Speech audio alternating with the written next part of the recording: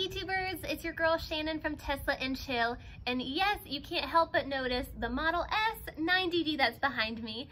This is the loaner car that Tesla gave us while our Model 3 is being upgraded in the shop. So while I have it for the day, I just wanted to give you my own personal review on it. Now, of course, you'll find more thorough reviews on YouTube by like real gearheads that get into the nitty-gritty details. I'm more of a novice gearhead. Really, I'm just more of like a Tesla fan, so that's why I'm super excited about having it. So I'm gonna give you kind of like the highlights that I think are really cool, or even things that I would change on the car. But before we get started, go ahead, hit that subscribe button and drop me a like. Don't forget to drop a comment too. Now let's go ahead and get started. Since we are sitting outside the car, let's talk about that first and then we'll work our way inside.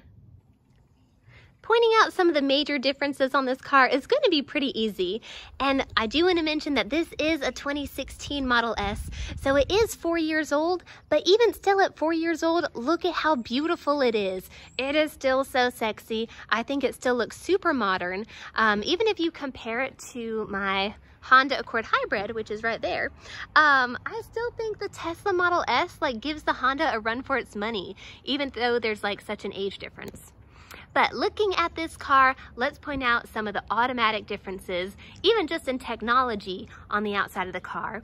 Now this has the first generation autopilot, so back when like this was still pretty basic, this car was way advanced for its time. And honestly, I think it's still probably more advanced than my Honda Accord Hybrid is right now. But let's point out where that is. Of course, you would normally find cameras on the side of a Tesla and on these pillars here, but there are no cameras because it is that first gen version. But we do have one camera, which is right there, which is what it uses for autopilot. And then this car actually used radar, which you will find right here, and that's how it can navigate on the road. And of course, like I mentioned before, this is a loaner, so this does have AP1, and getting our Model 3 back, that's gonna have the Hardware 3 upgrade, so it's gonna be a huge difference as far as what the vehicles can actually do. But let's go back and let's talk about the car again on the outside. Now, this is the Model S, so it does have an actual key fob. And how cute is this? I love it. I really just want to have a key fob for the Model 3, but at the same time, I know that I'm pretty irresponsible sometimes and I lose my keys all the time, but I do just love how it is like a little Tesla. Nothing new, but I still really like it. Now let's go ahead and we'll hit this and we'll look at the frunk, because the frunk is way bigger than the Model 3. Look at that, like I could fit like all my groceries for the month inside there. Okay, maybe not for the month, but at least for the week. I could fit a ton of things in there. I even put J3 in there earlier and he fit very comfortably. Of course, he fits pretty comfortably in the Model 3 frunk, but this one just offers a lot more room. And I don't know if anyone has done this or not, but I think it would be really funny to like put a tarp down and then you can make it like a little kiddie pool for the summer, just kind of like chill out in there. But while we've got the frunk open, let's go ahead and talk about the trunk. So let's open that puppy up. Now, one of the first things I love about the trunk is the fact that it is kind of like a hatchback style. So you can just walk up to it and you don't have to bend down like you normally would in a Model 3. You can just walk up and easily access anything you have in the trunk. But I do want to point out real quickly that since this is one of the earlier Model S's, you would normally find like the power liftgate button there, but this one does not have that power liftgate. But instead, just like the other Model S's, it does offer a ton of space to put your stuff here. It's even got these little side areas, these little side compartments where you can put things in. In my Model 3, I keep my little workout weights in there so they don't roll around. And then the sub trunk, you can see, just like the frunk, it is huge. And swirling around there, I think that's actually pollen. So I'm just gonna trap that pollen inside because I might start sneezing pretty soon. And of course, one of the most noticeable differences between the Model S and the Model 3 has to do with the door handles. Now, the Model 3 does have streamlined door handles just like the Model S does, but you can see the Model S work just a little bit differently. Instead of pushing in and having one side pop out like the Model 3 does, with the Model S, of course, you just push in and it pops out. And you can see there is still a lot of pollen all over this. But continuing with the door handles, let's look at the inside too, because Normally, again, with the Model 3, you just have, you know, the little button to push, and then it has the little like emergency lever there. This one does not have it.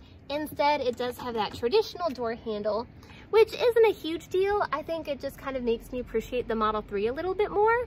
But really, it's just personal preference. Probably because I've been driving the Model 3 more, I'm just used to it. But I think a traditional door handle is probably what most people are used to anyways.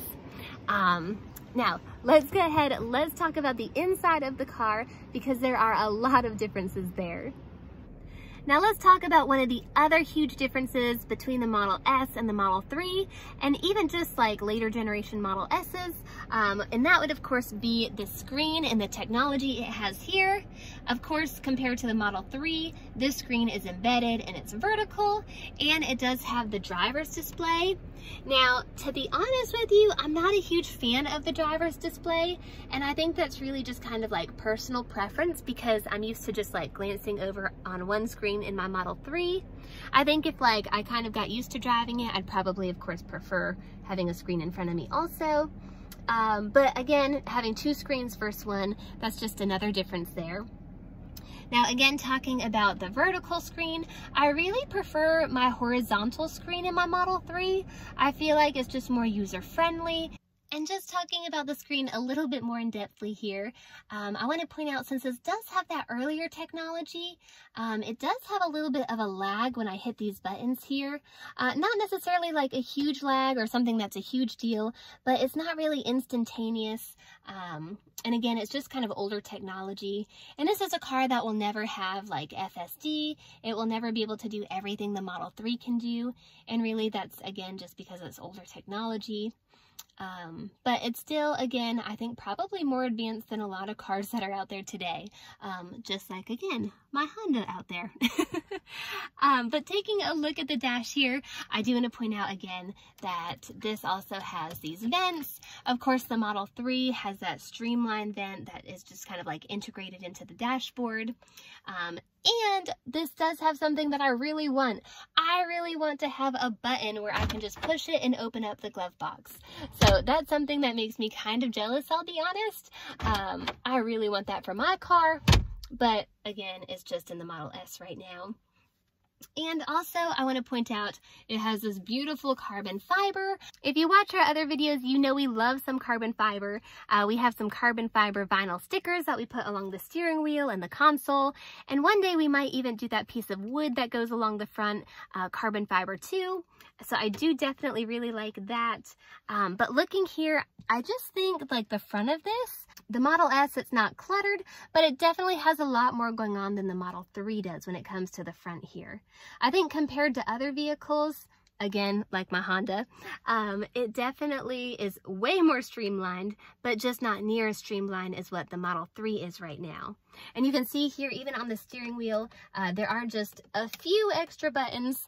Again, nothing in comparison to other cars that basically like put a computer on your steering wheel so you can control everything, and then it's like button and knob overload. This Model S has like just these few little buttons and scrollers. The Model 3 just has the 2 scrollers. So not a huge difference, but it is a difference. And looking up here, normally you would find a camera there. I don't think Tesla does anything with the camera that's in there in the Model 3. I think they're hoping one day they might be able to put it into use. This Model S, again, it's older, so it doesn't have one. So not a huge deal, but again, just another difference.